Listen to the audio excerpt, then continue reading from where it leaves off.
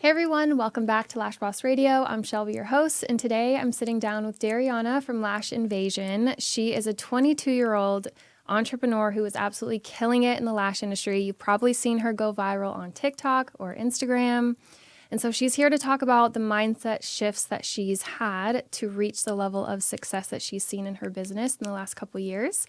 So stick around and stay tuned.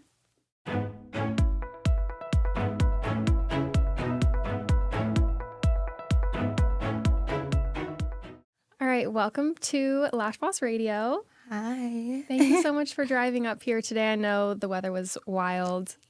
It was a little bit of an eventful drive, it sounds like, but you're here and we're going to talk about all things Lash Invasion. And I saw that you started the company 2 years ago around this time, right? December 2020. Yeah. Talk to me about all of the changes that you've seen the last couple years. Wow. Oh, wow. So crazy because I was just telling my team about this, like literally on a ride here. December 2020, that's when I launched something that is completely bigger than me. Even what you're saying, that gives me goosebumps because around that time, no one knows, I started my lash business in my parents' basement. I was lashing in my parents' basement. I was doing lashes at the age of 18. 2020 is like when I kind of discovered on, filling a gap in the industry at the time that I saw with education and products. So 2020 is when we launched like our first product, which was our lash trays. And everyone was just loving them, and it spiraled into what it is now. I would say from 2020 to what it is now, 2022, about to go into 2023, it's like, what in the world? How big it's gotten. Like, I have a team of 6 people now versus just a one-woman show who was doing, again, lashes in her parents' basement, trying to fulfill orders, trying to, still book up her clients on her, client scheduling as well, and doing training. So we all know that's like so many categories all in one, and trying to wear a CEO hat. And then around like 2021 is where I realized, okay, for this to be bigger than me, than what I keep saying, I can't keep doing this by myself, and I can't keep doing it the way I've been doing it because there's something that I'm missing. I've been a CEO since I was 14, so it's just like I've been an entrepreneur since I was 14. So with that, I've had skills, yes, 4 years for the lash industry, but the entrepreneur skills I had since I was 14 years old, and that's a decade. So almost a decade because I'm 22. So with that being said, I've learned what I've learned from 14 all the way to now, and it transformed into what it is now, and then plus of learning what I learned in the industry. So most definitely, I feel like what has changed is obviously like the team thing, because again, I couldn't do a one-woman show because it was getting bigger than me, bigger than my basement. It went from having an inventory room in my parents' closet, my bedroom closet, to like a 2,000 square foot warehouse. Like, that's insane, and it keeps growing. Like, even the situation now in Houston, I had to tell my team, they are telling me like in the next 6 months we have to do another location to fit our inventory. So it's just like, wow. Wow, Yeah, so it's amazing. It's really amazing. It's a really short amount of time to see that level of growth. What do you think about yourself as a business owner has made that possible? Do you have any specific traits or mindsets that allowed you to see that level of growth? The specific, I always say specific. The traits I would say because everyone asks me this, like, Dariyonna, how? I'm 22 years old, and people always remind me, like, Dariyonna, what? Like, and I would say, honestly, if there's any, young women watching this, anybody in the industry that's in their 20 era of being a business owner, period, I had to figure out at 19 years old, Dariyonna, do you want to be a businesswoman, or do you want to be an average 21-year-old, like, or an average 20-year-old or whatever? So I had to choose then. And for me to choose that, I had to be self-aware. And being self-aware and understanding you have to change your mindset in a game like this is something that a lot of people say it, because everyone talks about mindset, but it's executing what you're really doing. And I always tell people motivation is a myth, because that's a feeling, and feelings come and go. I can watch a motivation speech or a podcast, get really motivated, but I can be like this on my couch, in the next 5 minutes after the video goes off. So it's discipline on what kicks in. Even though I feel what I feel, whether it's fear, sadness, depression. I have people literally, not even just my team, I have my community literally like counting on me, you know? So that's something I learned even when I was 19 years old. I know I just got me right now, but I know in a minute it's gonna be bigger than this. Like, so I had to do what I had to do at 19 to get to where I am now. And I applaud 19-year-old me. Like, it's something that I kind of get sensitive about a little bit. Like right now I feel like I'm about to cry. Cause it takes the strength it takes out of a 19-year-old girl telling her, do you want to be a 19-year-old or do you want to be a businesswoman? You can't choose both. A lot of people feel like you can choose both. Of course, you got to have balance with it, of course, but you can't do what everybody else is doing if you want to get to where you're going. And there's somebody in the industry that I love, Lena. Oh, I took lash money. Ooh, she pressed my buttons so bad because what she was saying is true. And she was just, a lot of people want to be successful, but a lot of, like, they don't want to do what successful people do. And that's the biggest thing. I'm studying, great people. And one of the great people that I'm studying, they all say the same thing. It's about this. And if it's about this, you got to fix this too. Because if my mindset is great, you know what I'm saying? What if someone break my heart? That's going to trickle into here. So it's just like me being an entrepreneur, this got to be clear. And this got to be clear as well, because even though I might have the mindset, I could be in a relationship right now, he can break my heart. What that's going to trickle into this, and it's going to make me, get in a rut. It's going to make me like want to sit at home. It's going to make me, and I couldn't do that. So it's just like, I'm going to have to fix this and I'm going to have to fix this, because where I'm headed, I can't get into my emotions. I can't get in, and I'm not saying emotions is bad, but I feel like since we're women, it kind of hinders us in a way that, successful, powerful men do. Because if you understand, like, we got Tate over here, and podcasts like this, telling other men or anybody that's listening that's an entrepreneur, you got to fix this, and you got to, understand that emotions, feelings, that's all in your head. Like, you know what I'm saying? Like, even though I could be, my heart could feel whatever it's feeling, if I tell my mind, you gonna have to still go through this, okay, that's me telling me that, So that's probably one of the things, is like understanding, like, I had to make a choice, I had to make a sacrifice. Do you want to be an average 20-year-old, or do you want to be a businesswoman? Because you can't choose both. Love that. Wow. Sorry. Yeah, I totally agree with that. I also was a businesswoman really young as well, and you're totally right. Now you went the avenue of starting a lash brand. Mm-hmm. Versus opening a salon. Was there ever a point where you were trying to decipher which one of those was going to be best for you? It's so crazy because me and you talked about this, and shout out to you, because I asked her this question when I was there, and you told me, Dariyonna, no. And I was just like, what do you mean? You're like, I promise you the route that you're going right now is something that I wish I would have taken, because a lot of people feel like in the industry that's the route you should go. And it's just like, I skipped that step. So everyone is wondering, like, how in the hell can I curse on here? Yeah. Okay, sorry. I cursed a lot. But I'm trying my hardest not to, but that's how I get my point across. But a lot of people, especially in the industry, feel like that is the success step, is being a lash tech, making the products, opening salon, and it's just like, no, I was a lash technician. I built a brand that sells products and that sells, like, the e-commerce, basically selling supplies and doing trainings. I don't have people under me. I used to think all the time, like, I need to go that route. But my CFO and my team kind of told me, like, Dariyonna, we're already doing good right now. And I was just like, no, like, that's it. Like, that's what equals success. And when you talk to me where we're at Lash Bash, you were like, Dariyonna, because you told me what comes with that, and like the overhead, the drama. And I was just like, that makes sense. That makes a lot of sense. And you're just telling me how I need to keep prospering the way that I'm doing it, because there's so many women who wish they would have just did that. Because I'm pretty sure a lot of salons are closing down because they're realizing, like, they don't want to do a salon. They just rather sell products.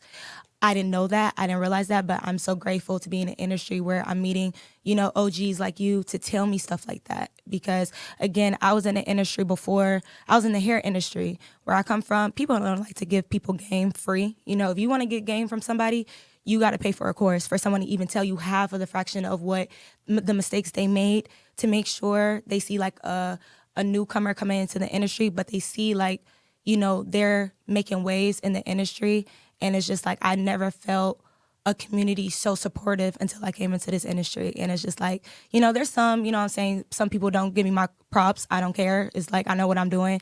And the people who I love the most and love my company the most, they will tell me how I should, rocket it, like make sure, telling me their mistakes so I won't do it and, implementing that business. I respect that because out of like who I am and where I grew up, you don't got to do that. You don't have to tell me that. You don't got to sit down with me and tell me, Dariyonna, nah, don't do that. Like, you know what I'm saying? So I respected you more than anything that day when we met because we finally like sat down and talked at Lash Bash. And I know we met at LashCon. So when we finally talked and I just understood you, I understand your passion, your industry, and the way you talked to me, I kind of felt it. So I was just like, this is real. Like, this is love. Like, so I appreciated that. I really did. Yeah, of course. I used to say it on the podcast too. And there was a time when somebody was talking about me saying she is just saying that so that other people don't have salons, and they went on to have a salon. And I actually spoke to her one-on-one later, and she was like, I get it now. Like, right. I know what you were saying now.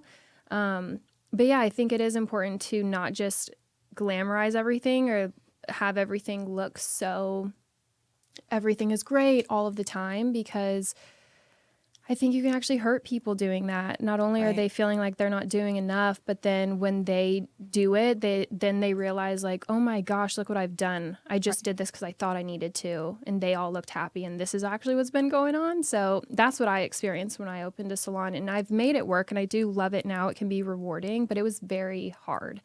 And all of the projects that I wanted to do, like podcasting and throwing events and stuff, all of that had to kind of take a backseat in order for me to have a successful salon and not crash and burn. So yeah, picking and choosing. So I commend you for, spotting what, is going to work best for you and going for that. So I have a question for you because you go viral a little bit. Yeah. So I want to ask you about that because I think companies, especially that have been around so long, they even sometimes struggle making viral content. So can you walk me through, like, do you have a strategy, or is it kind of just I talked about this on my Instagram a while, like literally our last post. Everyone asks me the same question because they're like, Dariyonna, how? I really can't. I've always told people, you know what your superpower is, because if someone asks you how to do something and you don't know how to put it together, that's your superpower. I cannot tell people this. Like, it's like, I can't even explain it. The most that I can say is that I was authentic. Like, if people who've seen my journey, because it wasn't just Lash Invasion that's done this. I've been around in the social media world since I've been a kid. I was on YouTube. I was going viral on Twitter. Like, I've just always had this trendsetter mindset where it's just like I knew what to say and I knew how to say it and I knew how to broadcast it. It might be times where my viral contents are not like, every single time. That's why I'm kind of trying to understand. But then I realized the beauty of like most of the viral content I make is literally, I never know if it's going to go viral or not. And I feel like that's what people miss the most. It's just like they're trying to, let me go viral. Because even if you go viral, will you have the team and the mindset to like maintain what you just brought to your business? Because a lot of people want that so bad. And like Lash Invasion went viral on TikTok last year about our training kits, like about our training. It went haywire. And I was so grateful to God because that was the year that I had an assistant. And while all summer we were picking apart our website, making sure people, if an amount of people come to our website, everything is done, it's completed. They see the home page, they see the about page, they see the shop page. Nothing is being left on the table. Like they know they can always come back to something. That was the year, something in my heart, God, for sure. God was telling me like, Dariyonna, it's time to like, try to build a team. And that's what, transpired. But I do know if you are thinking about going viral, you got to make sure, are you ready for that heat? Because you can go viral, and so many people have went viral on TikTok, and it did tremendous for it did very well for their business, and it made their business go to a place they ain't never seen before. But if you do that, can you manage that? Can you make that happen? Because so many people want that, but it's like, okay, if you get an influx amount of the customers, can you maintain that? Mm-hmm. So that's my biggest thing. But how to make a viral post, viral content, be yourself. Like, don't try. People know. I always say this to my students. tell them, don't sell them. That's the biggest thing. Tell them, don't sell them. Tell them, don't sell them. Because if you sell somebody something, it's cringy. First of all, I know you're trying to tell me something because you're starting off like, hey, do you ever get bad return?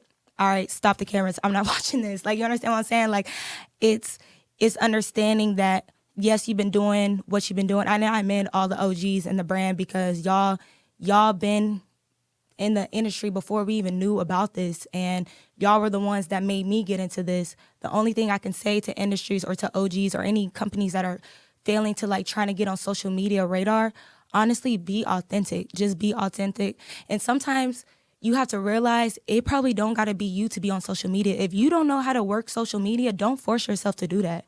If you feel like your superpower is in systems and management, accounting, figure that out. Hire somebody to do it. Like, you know, so because I'm not about to sit here and try to figure out accounting. I have a CFO for that. You think I'm about to look at all these numbers? Like, she teaches me what I need to know, but I had to give that else to somebody. Like, you know what I'm saying? So if you feel like you need a social, like, because right now, Dr. Miami, we all know Dr. Miami ain't doing the TikToks. It's Santana that's doing that for him. Like, you know what I'm saying? Like, you have to have someone, if whatever you're bad at, you can't waste time. I feel like the way a business flows is all about time management. You can't waste time. If you feel like that's not your superpower, you're going to have to get somebody else on board to execute that. You can't waste your time trying to figure this out. No, pay somebody that already knows how to figure out and implement it into your brand and who loves your company just as much as you do. So you can, strive, So I want to ask you about your team because you don't have, you mentioned earlier, like you don't have a salon, you don't have girls lashing for you. So what does your team look like and what does your role look like right now? Our day-to-day is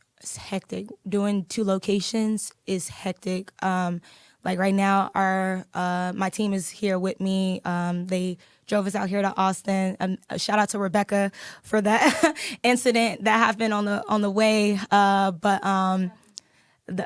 The car hydroplaned in front of us, and like when I tell you, I ain't never seen somebody react to something so slow but so fast at the same time to understand like this was like when I tell you I'm grateful for my team. I'm grateful for my team because they all know it's a team effort with this. Like, even though like I'm the face of my brand and I know about Lash Invasion, I tell them all the time, it's not even about me. It's about the people that love our company, that our customers, our students.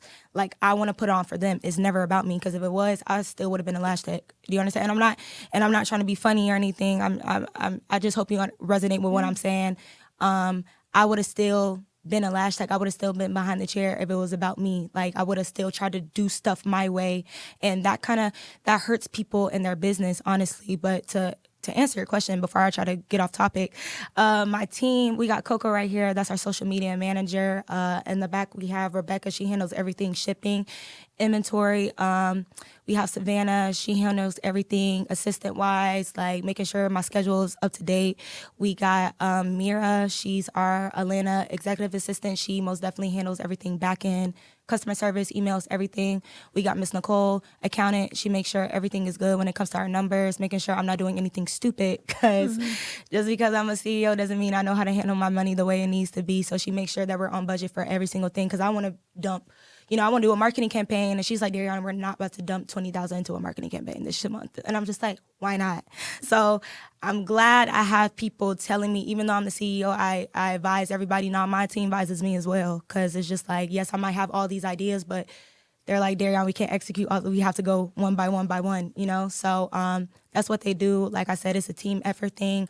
I wouldn't be here without them, So, and that goes to my Atlanta team. Before I migrated to Houston, I wouldn't be here without them to make sure my Houston team execute what we're trying to do this year up to the new coming year for Lash Invasion, because there's a lot of ideas that we're about to implement. A lot of people thought Lash Locker was my only big idea. Oh, no. We have a lot to do this year, and I feel like a lot of people are kind of feeling like Lash Invasion is coming, and it is. I really feel like it is, because I feel, even when I went to LashCon, I felt the energy. Like, a lot of people knew about Lash Invasion, but they didn't, when they saw it up close and they really respected not only me, but like our products, and really saw like, oh, like, you know what I'm saying? And that, it made me feel good, because I was just like, thank God, like, because just like, you can see people in the industry all day on social media. That doesn't mean, like, you know what I'm saying? Like, you can, I'm pretty sure, or I'm pretty aware, so many people can talk about these, lash owners. They've met them in person and they were rude. They were, not giving people homage or stuff.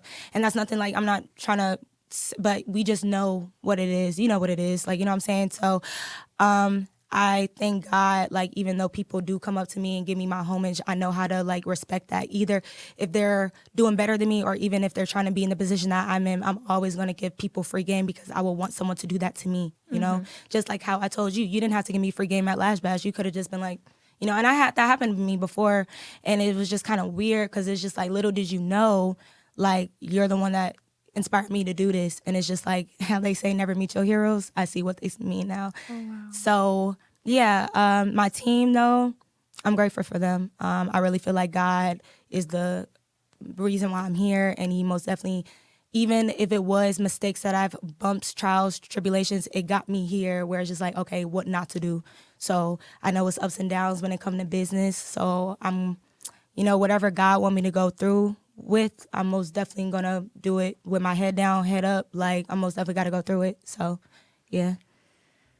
I'm sorry. I hope I'm answering your questions Yes. correct. Okay. Beautifully. Thank you. You leave it hard to, like, ask a follow-up question because you're so good at answering. Yeah. And so I do have a question that I ask all of the guests on Lash Boss Radio. What is your favorite failure? Sorry, let me re-say that.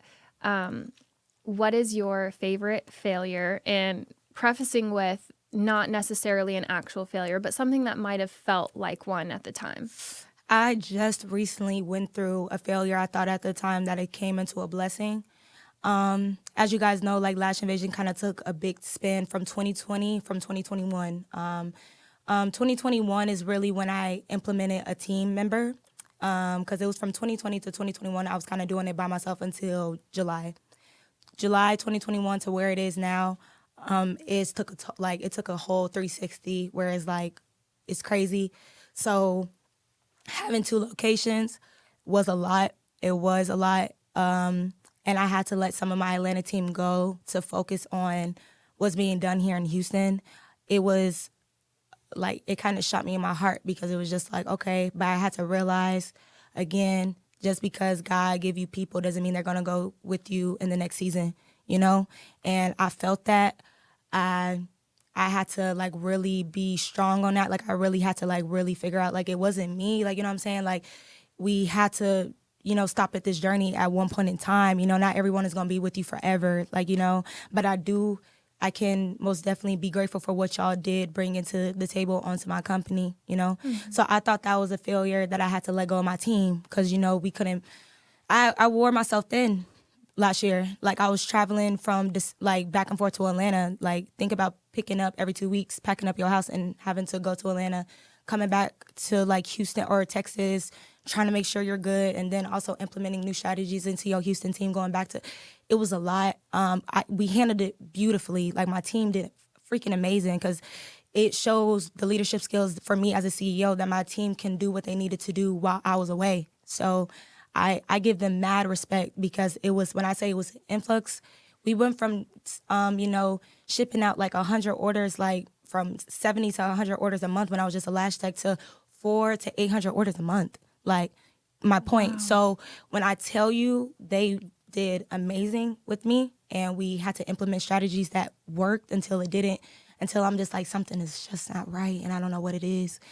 And I felt it, and I was just like, I don't want this to happen. Like, I don't want to give up, but it's just like, I can't lose peace on something. Like, I can't lose my peace right now. Like, I'm not gonna I can't lose peace on this situation, and I can't give up on my business right now because of what I'm not trying to let go of. Like, because I'm thinking like, oh, like, nah, this is where I started.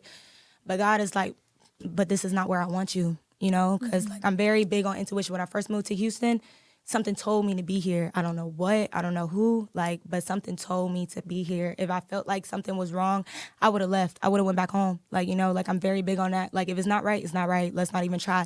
Let's go back home. Let's pack this up. But I feel like Lash Invasion wouldn't be here right now if I didn't get out of that basement. If I didn't get out of that basement. If I didn't get out of that basement, I don't know where I would be. I don't know if I would still be on the type of time that I'm on, but it made me stretch, and it made me have to do stuff that I was very uncomfortable to do. And it felt like a failure at one point in time because you don't see it, but you feel the vision, you see the vision, but you don't. You're like, bro, I don't know what to do. Like, I'm crying. I'm like, God, like, help me. Like, I don't know what's going on. You know what I'm saying? Like, tell me this ain't what it is. Like, you know, and it's just one day, it's just everything just started coming together. I was like, okay. And I was just like, okay, all right. And then I just started feeling like a relief. Like, I started getting my peace back. I started getting back in routine. And it was just like, I just realized, like, wow, at first I thought letting go of my Atlanta team was probably like the biggest mistake I could have done. But when I stepped into the office in Houston and I grabbed my team and I did interviews for a month, like, cause I'm just like, I'm not having just anybody on my team. I can't, like, cause Lash Invasion is just no any type of body company. Honestly, it's not what I did in a year. It's something insane. It's something that, like, I get chills talking about it because it's just like no one really knows what goes behind. Everyone, still to this day, everyone thinks like it's just me running this. Like, you know, like it's just me. Like, people still to this day think I'm still doing lashes. No, I'm not. I had to get out of that really quick because I had to manage my team. I had to put on a CEO hat when I felt like I wasn't ready. But God is not about to give you an assignment that you're not ready for.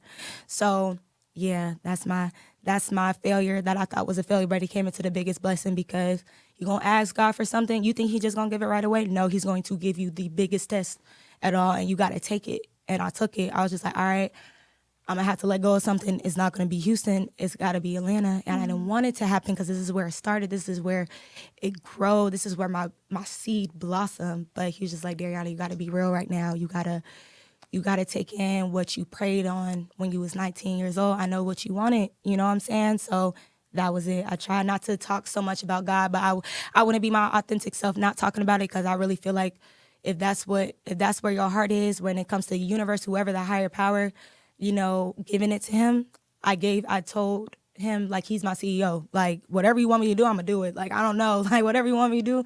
And it just started, doors just started opening. I met Gretchen, I met Val.